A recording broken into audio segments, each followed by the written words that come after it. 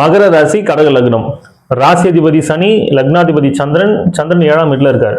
பொதுவாக மகர ராசின்னு சொன்னாலே அவங்களுக்கு ரொம்ப பொறுமை இருக்கும், ரொம்ப நிதானமாக இருப்பாங்க, கடினமாக உழைக்கக்கூடியவங்க, இறக்க குணம் அதிகமாக இருக்கும், சேமிப்பு பழக்கம் இருக்கும், சகிப்புத்தன்மை ரொம்ப அதிகமாக இருக்கும், ஒரு மந்தத்தன்மை இருக்கும். மந்தத்தன்மைனா ஒரு விஷயம் அவங்களுக்காக தோணுனாதான் அந்த விஷயத்தை செய்வாங்க, இல்லைன்னா அமைதியாக தான் இருப்பாங்க.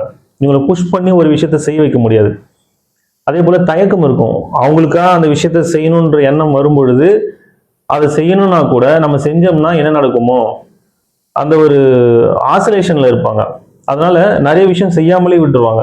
அந்த தயக்கமும் இருக்கும். மேலோட்டமா இருக்கக்கூடியவங்க, தாமரை இலைத்த நீர் போலன்னு சொல்றாங்க இல்லையா, அந்த மாதிரி ரொம்ப மேலோட்டமா இருக்கக்கூடியவங்க. எதுலையுமே அதிகமா இன்வால்வ் ஆக மாட்டாங்க, எதையும் போட்டு அலட்டிக்க மாட்டாங்க. இது எல்லாமே மகர ராசியினுடைய தன்மைகள். பொதுவாக மகர ராசி இப்படிதான் இருக்கும். ஆனா கடக லக்னம் இங்க சேரும் பொழுது மனசளவுல இன்னும் சில மாற்றங்கள் அவங்களுக்கு இருக்கும். ரொம்ப எமோஷனலா இருக்கக்கூடியவங்க. வெளியில ஆனா தெரியாது, மனசுக்குள்ள அந்த எமோஷனல் இருக்கும், ஆனா வெளியில அவங்க எதையுமே காமிச்சிக்க மாட்டாங்க. பாதுகாப்பு உணர்வு அதிகமா இருக்கும், ஒரு ஞானம் இருக்கும், வாழ்க்கை பத்தின புரிதல் இருக்கும், சூழ்நிலை ஏற்றக்கூடிய மனப்பக்குவம் இவங்க கிட்ட நிறையவே இருக்கும். லக்னம், ராசி இது ரெண்டும் முதல்ல எப்படி வேலை செய்யுதுன்றத நம்ம தெரிஞ்சுக்கலாம். இப்போது ஒரு குழந்தை பிறக்குதுன்னு வச்சுக்கோங்களேன். அந்த நேரத்தில் சூரியனுடைய கதிர்வீச்சு எந்த ராசியின் மேலே விழுந்துச்சோ அது லக்னம். ஸோ அந்த லக்னத்தை வச்சு தான் மற்ற கிரகங்களின் தன்மைகளை நம்ம ஆராய்ச்சி பண்ண முடியும். அதே நேரத்தில் சந்திரன் எந்த ராசியின் மேலே இருக்காரோ அது ஜென்ம ராசி. இப்போ ஜென்ம லக்னத்தை வச்சு அந்த ஜாதகருடைய கேரக்டர் எப்படி இருக்கும், அவருடைய சிந்தனை எப்படி இருக்கும், அவருடைய லைஃப் ஸ்டைல் எப்படி இருக்கும், இந்த ஜென்மம் ஃபுல்லாக அவருடைய பலன்கள் என்ன, எந்தெந்த காலகட்டத்தில் எப்படி இருப்பார் அப்படின்றத ஜென்ம லக்னத்தின் மூலமாக நம்ம சொல்ல முடியும். இந்த ராசி எப்படி வேலை செய்யுது அப்படின்னா, கோள்கள் சுற்றிக்கிட்டே இருக்கு இல்லைங்களா. ஒரு கோளும் ஒரு காலகட்டத்தில் ஒரு இடத்துலேருந்து இன்னொரு இடத்துக்கு பயிற்சி ஆகுது. இப்படி பயிற்சி ஆகிட்டே இருக்கும் பொழுது ஒரு பலன் கிடைக்கும். ஒரே கிரகம் ஒரு வீட்டில் இருக்கும்போது ஒரு பலன் தரும், இன்னொரு வீட்டில் இருக்கும்பொழுது வேற ஒரு பலனை தரும். ஸோ இந்த கிரகங்கள் பயிற்சி ஆகும்போது கிடைக்கக்கூடிய பலன்களை சந்திரன் எங்கே இருக்காரோ அதை வச்சு நம்ம கால்குலேட் பண்ணுறோம். அதுதான் ராசி. ஸோ நீங்கள் பார்த்தீங்கன்னா ராசி பலன் தான் எங்கேயுமே சொல்லுவாங்க. ஏன் அப்படின்னா லக்னம்ன்றது ஃபிக்ஸ்டு. நீங்கள் பிறக்கும் பொழுது இந்த ஜென்மம் ஃபுல்லாக உங்களுக்கு என்ன பலன்றதை அங்கே ஃபிக்ஸ் பண்ணியாச்சு. அதே போல் நட்சத்திரமும் அதுக்கேற்ற மாதிரி பலன்கள் இருக்குது. தசாபுத்திகள் நடத்தக்கூடிய கிரகங்களுக்கு ஏற்ற பலன்களும் உங்களுக்கு இருக்குது. ஆனால் இந்த ராசி பலன் கோள்கள் மாறிக்கிட்டே இருக்கும் பொழுது ஒரு பலன் தர்றதுனால அது பலன் மாறிக்கிட்டே இருக்கும். அதனால் ராசி பலன் நம்ம சொல்கிற மாதிரி இருக்குது. லக்னம் அப்படின்றது ஒருத்தருடைய சிந்தனை, அவருடைய கேரக்டர் எப்படி இருக்கும் அப்படின்றத சொல்லக்கூடியது. இந்த ராசி அப்படின்றது தன்னுடைய செயல்பாடுகளை பற்றி சொல்லக்கூடியது. இப்போ உதாரணத்துக்கு ஒருத்தர் கன்னி லக்னத்தில் பிறந்திருக்காருன்னு வச்சுக்கோங்களேன். அந்த கன்னி லக்னத்துக்கு உண்டான அத்தனை குணங்களும் அவருக்கு இருக்கும். மேஷ ராசியில் பிறந்திருக்காருன்னு வச்சுக்கோங்களேன். மேஷ ராசிக்கு உண்டான அத்தனை செயல்களும் அவங்க செய்வாங்க. கன்னி லக்னத்துக்கு உண்டான சிந்தனைகள் இருக்கும், ஆனால் செயல்பாடு எல்லாமே மேஷ ராசிக்கு உண்டான செயல்பாடுகள் தான் அங்கே அதிகமாக இருக்கும். ஒரு பிரச்சனை அப்படின்னா அந்த பிரச்சனை எதனால் வந்துச்சு, அதை எப்படி சரி பண்ணலாம், அதை பேசியே சரி பண்ணக்கூடிய அந்த விஷயம் எல்லாமே கன்னி லக்னத்துக்கு இருக்கும். தன்னை நம்ம தப்பு பண்ணாமலே பழி சொல்லிட்டா கூட அவங்களுக்கு அதை புரிய வச்சு ஆப்போசிட் சைடு யோசிக்கிறது, நிதானமாக இருக்கிறது, இந்த விஷயம்லாம் அந்த கன்னி லக்னத்துக்கு இருக்கும். ஆனால் மேஷ ராசியை பொறுத்த வரைக்கும் என்னை எப்படி நீங்கள் என்னை தப்பு சொல்லலாம், அந்த கோபம் வந்துடும். அந்த கோபத்தோட அந்த தன்னுடைய உணர்வு வெளிப்படுத்தக்கூடிய அந்த தன்மை மேஷராசிக்கு இருக்கும். ஸோ மனசில் பார்த்திங்கன்னா அவங்க நிதானமாக தான் இருப்பாங்க. நம்ம அவங்களை கேட்கணும், அவங்க சைடு நம்ம என்ன நியாயத்தை கேட்கணும், அவங்க சைடு யோசிக்கணும்லாம் இருக்கும். ஆனால் செயல்படும் பார்த்தா அந்த டைமில் டக்குன்னு கோவப்பட்டுருப்பாங்க. அப்புறமா யோசிப்பாங்க, நம்ம இந்த மாதிரி பேசியிருக்கக்கூடாது, நம்ம பொறுமையாக இருந்திருக்கணும். ஸோ இந்த டிஃப்ரென்ஸ் வர்றதுக்கு காரணம் லக்னமும் ராசியும் கிளாஷ் ஆகுது. இப்போது ஒருத்தரை நம்ம பார்க்குறோன்னா அவருடைய கேரக்டர் என்ன, அவர் என்ன சிந்திக்கிறார், அவர் மனசில் என்ன நினைக்கிறாரு அப்படின்றத நம்ம ஈஸியாக புரிஞ்சிக்க முடியாது. அவர் என்ன செயல் செய்கிறாரோ இதை வச்சு தான் அவரை நம்ம ஒரு கேரக்டர் நினச்சிக்குவோம். எப்போவுமே நம்ம செய்கிற செயல்களை நம்மளால் புரிஞ்சிக்க முடியாது. நம்முடைய சிந்தனைகளை நம்ம புரிஞ்சுக்குவோம், நம்ம என்ன நினைக்கிறோன்றது நமக்கு தெரியும். ஆனால் நம்ம என்ன செய்கிறோம், நம்முடைய செயல்பாடு எப்படி இருக்குது அப்படின்றத நம்மளால் அவ்வளோ சீக்கிரம் அனலைஸ் பண்ண முடியாது. லக்னத்தின்படி நம்முடைய கேரக்டர் என்ன, ராசியின்படி நம்ம என்ன செயல்பாடுகள் செய்வோம், இது ரெண்டையும் நம்ம தெளிவாக புரிஞ்சுக்கிட்டோம் அப்படின்னா நம்மளை அனலைஸ் பண்ணுறது ஈஸி, லைஃப் ஈஸியாக கொண்டு போக முடியும். லக்னத்திலிருந்து 7ஆம் வீட்டுல சந்திரன். ஸோ சந்திரன் இருக்கிற இடத்த பொறுத்து பலன் சொன்னோம்னா நிறைய விதிகள் இருக்கு, விதிவிலக்களும் இருக்கு. இங்க முக்கியமா ஒரு விஷயம் சொன்னோம்னா அது இவங்களுடைய வாழ்க்கை துணை. இவங்களுக்கு கிடைக்கக்கூடிய வாழ்க்கை துணை ரொம்ப ரொம்ப பொருத்தமான வாழ்க்கை துணையா இருப்பாங்க. அவங்களுக்கு என்ன தேவையோ அவங்களுக்கு தேவைன்னு வாய் திறந்து கேட்கறதுக்கு முன்னாடியே செய்யக்கூடிய ஒரு வாழ்க்கை துணை இங்க கிடைப்பாங்க. இது பொதுவான விதி தான். மற்ற கிரகங்கள் எப்படி இருக்கு, சந்திரனுடைய நிலை எப்படி இருக்குன்றதை பொறுத்து இந்த பலன்கள் மாறக்கூடிய வாய்ப்புகளும் இருக்கு. அதாவது இந்த சந்திரன் வந்து பௌர்ணமி சந்திரன் தான் ரொம்ப சிறப்பான பலனை தருவார். எப்படின்னா இங்க பௌர்ணமி சந்திரன்னா குருவுக்கு நிகராக சொல்றாங்க. குரு 7ஆம் வீட்டுல இருக்கும் பொழுது லக்னத்தை பார்க்கும் பொழுது ரொம்ப சிறப்பான பலனை தருவார். அதே போல இந்த சந்திரன் பௌர்ணமி சந்திரனா இருந்தா குருவுக்கு நிகரான பலனை தருவார்னு சொல்லியிருக்காங்க. வளர்பிறை சந்திரனா இருந்தா நல்ல பலனும், தேய்பிறை சந்திரனா இருந்தா கெடு பலனும் தருவார்னு சொல்லியிருக்காங்க. உங்க ஜாதகத்துல சந்திரனுடைய நிலையை பத்தி தெரிஞ்சுக்கணும்னு நினைச்சீங்கன்னா சந்திரன்ல இருந்து 7ஆம் வீடு கடகம், இங்க சூரியன் இருந்தாருன்னா இது பௌர்ணமி சந்திரன். சந்திரன் கூடவே சூரியன் இருந்தா அது அமாவாசை. சிம்மத்துல இருந்து தனுசு வரைக்கும் சூரியன் இருந்தா, இங்க எங்கேயாவது சூரியன் இருந்தாருன்னா அது வளர்பிறை சந்திரன். இந்த கும்பத்துல இருந்து மிதுனம் வரைக்கும் இங்க எங்கேயாவது சூரியன் இருந்தாருன்னா அது தேய்பிறை சந்திரன். ஒருவேளை உங்களுக்கு தேய்பிறை சந்திரனா இருக்குன்னா அதுக்காக நீங்க கவலைப்பட தேவையில்லை. தேய்பிறை சந்திரனை பார்த்து நீங்கள் பயப்படலாம் வேண்டாம். இப்போ ஒரு ஜாதகத்தில் லக்னாதிபதி எப்படி இருக்காரு, நட்சத்திர அதிபதி எப்படி இருக்காரு, குரு எப்படி இருக்காரு, உங்களுக்கு தசாபதிகள் நடத்தக்கூடிய கிரகங்கள் எப்படி இருக்குது, ஸோ இதெல்லாம் பார்த்து இப்போ எந்தெந்த கிரகங்கள் சேர்க்கை இருக்குது, அது மூலமாக என்ன பலன் வருது, இப்படிலாம் நிறைய நம்ம ஆராய்ச்சி பண்ணும்பொழுது உங்களுக்கு பலன்கள் மாறும். பொதுவாக வந்து சந்திரன் தேய்பிரையில் இருந்தால் சில சங்கடமான நிகழ்வுகள் நடக்கும்ன்றது அது பொது விதி, அவ்வளோதான். அது எல்லாருக்கும் நடந்தே தீரணும்னு கட்டாயம்லாம் இல்லை. அதுக்காக அது ஒரு பெரிய விஷயமா நினச்சி நீங்கள் கவலைப்பட தேவையில்லை. நீங்கள் ஒரு ஜாதகம் பார்க்க போகிறீங்கன்னா அதில் நல்ல பலனும் சொல்லுவாங்க, கெட்ட பலனும் சொல்லுவாங்க. எவ்வளோ பெரிய நல்ல ஜாதகமாக இருந்தாலும் அதில் கெட்ட பலனும் ஒன்று இருக்கும். எவ்வளோ கெட்ட ஜாதகமாக இருந்தாலும் அதில் நல்ல பலன்களும் இருக்கும். நல்ல பலன்களை சொல்லும்பொழுது எப்போவுமே நமக்கு மோட்டிவேஷனாக தான் இருக்கும். அதே கெடுபலன் சொல்லிட்டாங்கன்னா அதை ஹேண்டில் பண்ண முடியாமல் ப்ரெஷரில் மாட்டிக்கிட்டு அதை செய்யணும்னு நினச்ச விஷயத்த செய்ய முடியாமல் அவங்க லைஃப் ஸ்டைலே மாறி போய் சைக்காலஜிக்கலாக ஒரு பெரிய ப்ராப்ளத்தில் மாட்டிக்கிறாங்க. ஸோ இந்த நேரத்தில் நம்ம எப்படி ஹேண்டில் பண்ணணும், நமக்கு ஒரு கெடுபலன்னு சொல்லிட்டாங்கன்னா அதை நம்ம எப்படி ஹேண்டில் பண்ணணும், அதை முதல்ல நம்ம கற்றுக்கணும். இப்போது நீங்கள் ஒரு ஜாதகம் பார்க்க போகிறீங்க, ஒரு வீடு கட்டவோ இல்லை ஒரு கல்யாணத்துக்காகவோ இல்லை ஒரு பிஸ்னஸ் ஸ்டார்ட் பண்ணுறதுக்காகவோ இல்லை ஏதோ ஒரு முக்கிய முடிவு எடுக்கிறதுக்காக நீங்கள் ஜாதகம் பார்க்க போகிறீங்க. அவங்க வந்து உங்களுக்கு 2 வருஷம் நேரம் சரியில்லைன்னு சொல்லிட்டாங்கன்னு வச்சுக்கோங்களேன். இப்போ இந்த நேரத்தில் சில பேர் என்ன பண்ணுவாங்கன்னா இந்த 2 வருஷம் நமக்கு நேரம் சரியில்லை, அந்த 2 வருஷம் நம்ம எதையுமே பண்ணக்கூடாதுன்னு ஒதுக்கி வச்சுருவாங்க.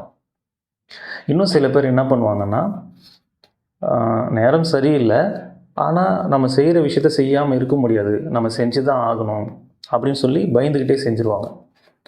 இன்னும் சில பேர் என்ன பண்ணுவாங்கன்னா நேரம் சரியில்லைன்னா என்ன, நான் செய்கிறத செய்வேன் அப்படின்னு செய்வாங்க. ஸோ இந்த மாதிரியான மனநிலைகள் எல்லாமே ஒரு தவறான ஒரு முடிவை தான் ஏற்படுத்தும். இதை எப்படி ஹேண்டில் பண்ணணும் அப்படின்னா, இப்போது 2 வருஷம் நம்ம நேரம் சரியில்லைன்றதுனால எதையுமே செய்யாமல் 2 வருஷம் கழித்து நமக்கு நேரம் நல்லா இருக்கும் பொழுது நம்ம ஒரு செயலை செய்ய போகிறோம், ஒரு பிஸ்னஸ் ஸ்டார்ட் பண்ணுறோம் அப்படின்னா அங்கே 1000 ரூபாய்க்கு உழைச்சிங்கன்னா அந்த 1000 ரூபாய் உங்களுக்கு கிடைக்கும். ஆனால் அந்த 2 வருஷம் சும்மா இல்லாமல் நீங்கள் உங்களுடைய உழைப்பை அதில் போடுறீங்க. 2 வருஷம் கழித்து உங்களுக்கு டைம் மாறுது அப்படின்னா இந்த உழைப்பு நீங்கள் இதில் போடுறீங்க இல்லையா, அந்த உழைப்பு போடும் பொழுது 1000 ரூபாய்க்கு உழைப்பு போடுறீங்க, 10 ரூபாய் தான் கிடைக்கிது. அப்போ அந்த நேரம் மாறுற வரைக்கும் அதை நீங்கள் ரன் பண்ணி கொண்டு வரணும்ல. இப்போ 10 ரூபாய் தான் கிடைக்குதுன்னா உங்களால் அந்த பிஸ்னஸே ரன் பண்ண முடியாமல் அதை நம்ம ஷட் டவுன் பண்ணிட்டு போகிற மாதிரியான சூழல் உருவாகிடும்ல. அப்போ இது மாதிரி நம்ம செய்ய முடியாது.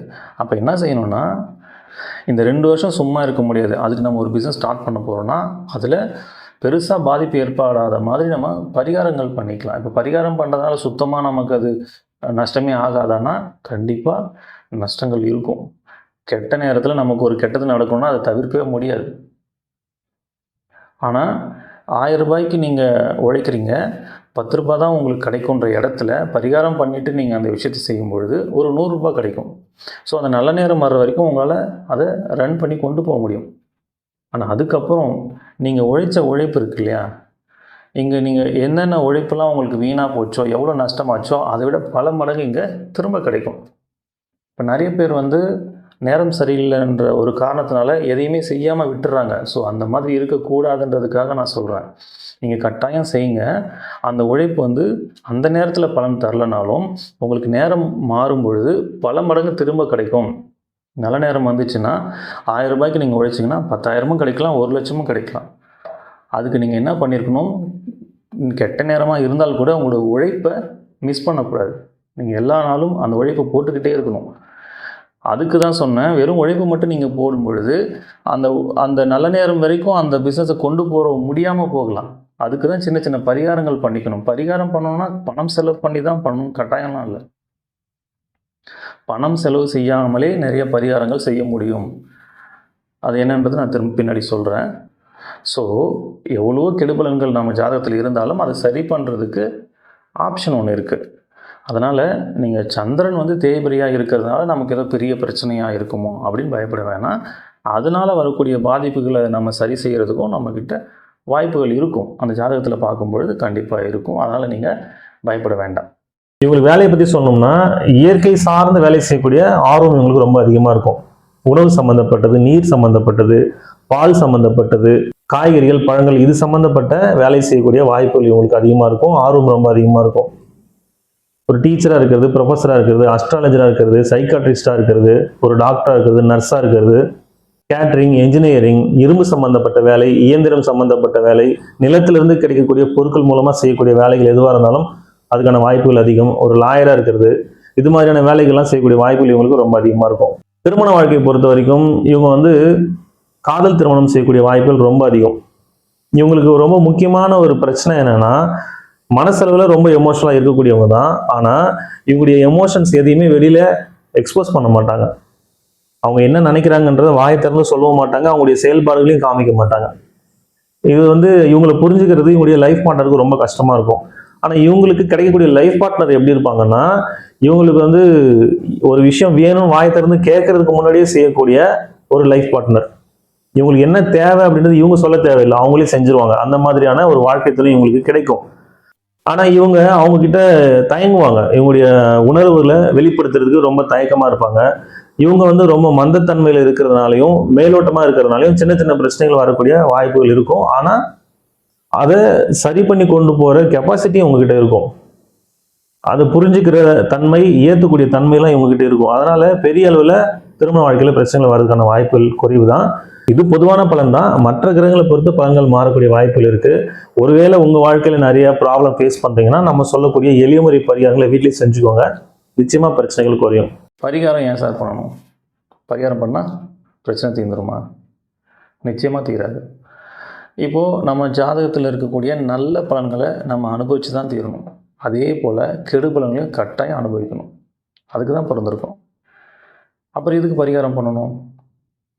பரிகாரம் பண்ணால் அந்த பிரச்சனையினால் ஏற்படக்கூடிய விளைவுகளை குறைக்க முடியும்.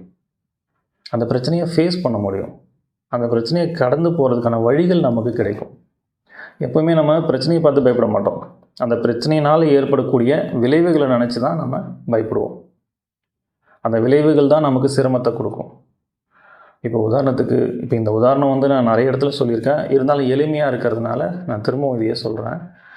இப்போ நம்ம கீழே விழுந்துட்டோம் அப்படின்னா, கீழே விழுறோம் அப்படின்றது ஒரு பிரச்சனை தான். கீழே விழுந்தால் நமக்கு அடிபடாது, வலிக்காதுன்னா கீழே விழுறதை நினச்சி நம்ம ஏன் பயப்பட போகிறோம்? இப்போ கீழே விழுறது ஒரு நிகழ்வு, ஒரு பிரச்சனைன்னு வச்சுக்கலாம். ஆனால் அதனுடைய விளைவு எப்படி இருக்கலாம்?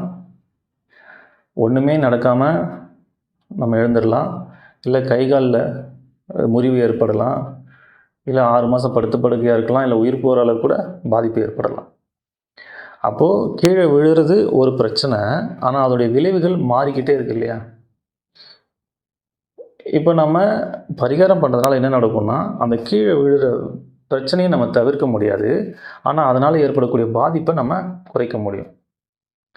நம்ம ஜாதகத்தில் பிரச்சனைகளை ஏற்படுத்தக்கூடிய கிரகங்களை சாந்தப்படுத்தவும் அதனுடைய வீரியத்தை குறைக்கவும் நம்ம செய்யக்கூடிய செயல்கள் அனைத்துமே பரிகாரம் தான். சரி, இந்த பரிகாரம் பணம் செலவு பண்ணி தான் பண்ணணுமா? பரிகாரம் பல வழிகளை நம்ம செய்ய முடியும். பணம் செலவு பண்ணி செய்கிறது எவ்வளோ வழிகள் இருக்குது. பணம் செலவு பண்ணாமல் நான் செய்யக்கூடிய நமக்கு வழிகள் நிறையா இருக்குது. என்னால் பெருசாக பொருள் செலவு பண்ண முடியாது, ஆனால் பரிகாரம் பண்ணணும்னு நினைக்கிறவங்களுக்கு நான் சொல்லக்கூடிய விஷயங்கள்லாம் நீங்கள் தாராளமாக ஃபாலோ பண்ணலாம். இது எந்த ராசிக்கும் எந்த நட்சத்திரத்துக்கும் பர்டிகுலராக நம்ம சொல்லலை. பொதுவாக யார் வேணாலும் செய்யக்கூடிய எளிமையான பரிகாரங்கள்.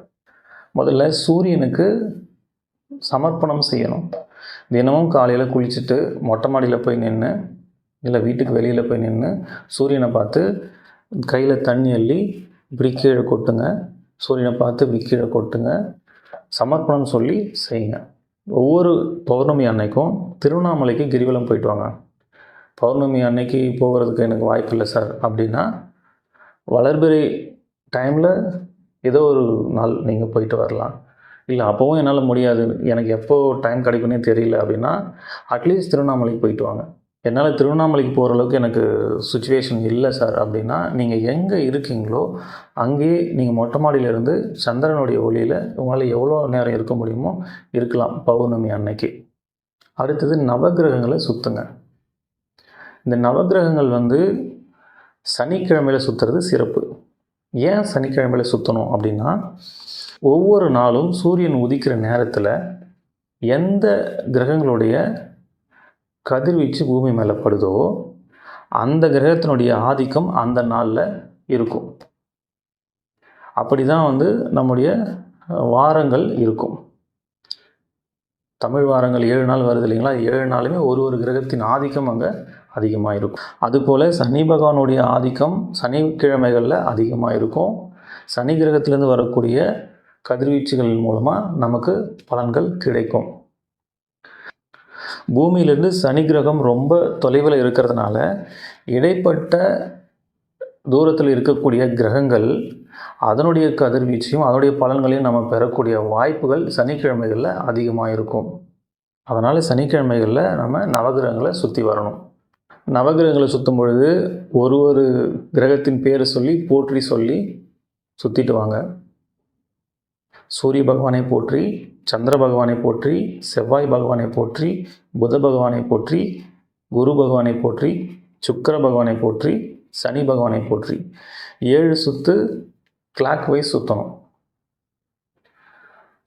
எதிர் திசையில் 2 சுற்று சுற்றணும். ராகு பகவானை போற்றி, கேது பகவானை போற்றி சனிக்கிழமைகளில் நவகிரகங்களை சுற்றிட்டு வாங்க. வயசானவங்களை நீங்கள் ரோட்டில் ஆதரவு இல்லாமல் இருக்கிற வயசானவங்களை பார்த்தீங்கன்னா அவங்களுக்கு சாப்பாடு வாங்கி கொடுங்க. அவங்கள பார்க்கணுன்றதுக்காகவே நீங்கள் சாப்பாடு வாங்கிட்டு போய் கொடுத்தீங்கன்னா இன்னும் சிறப்பு. அவங்களுக்கு செஞ்சால் நமக்கு புண்ணியம் நினச்சி தயவு செஞ்சு செய்யாதீங்க. அவங்களுக்கு பசிக்கும், அவங்க பசி ஆற்றணும் அப்படின்ற எண்ணத்தில் நீங்கள் அந்த சாப்பாடை வாங்கி கொடுங்க. மாற்றுத்திறனாளிகள் இருந்தாங்கன்னா அவங்களுக்கு உடல் உழைப்பு கொடுங்க. பணம் செலவு பண்ணுறதை விட நம் உடல் உழைப்பு அதிகமாக கொடுக்கறது தான் பலன்கள் அதிகமாக இருக்கும். இது எல்லாமே ரொம்ப எளிமையாக நீங்கள் செய்யக்கூடிய ஒரு பரிகாரங்கள் தான். இதை நீங்கள் செய்கிறதுனால எளிமையான பரிகாரம் தான், ஆனால் பலன் ரொம்ப பெருசு. நீங்கள் செஞ்சு பாருங்கள், உங்களுக்கு நிறைய பலன்கள் கிடைக்கும். இல்லை சார் எனக்கு இது பண்ணுறதுக்கான வாய்ப்புகளே எனக்கு இல்லை அப்படின்னு இருந்தீங்கன்னா, நீங்கள் எந்த நட்சத்திரம் எந்த ராசியாக இருந்தாலும் எதை பற்றியும் கவலைப்படாதீங்க. முருகனை கெட்டியாக பிடிச்சிக்கோங்க. மனசார முருகனை வேண்டி குருவாய் வருவாய் அருள்வாய் குகனே இதையே திரும்ப திரும்ப சொல்லுங்கள். இதை விட பெரிய பரிகாரம் எதுவும் இல்லை. அதாவது நிறைய வழிகள் இருக்குது. எதுவுமே பண்ண முடியாமல் இருக்கிறவங்களுக்கு இதுதான் பரிகாரம். சரிங்களா? இதையெல்லாம் நீங்கள் ஃபாலோ பண்ணுங்கள். நிச்சயமாக உங்கள் வாழ்க்கையில் பெரிய மாற்றம் நிகழும்.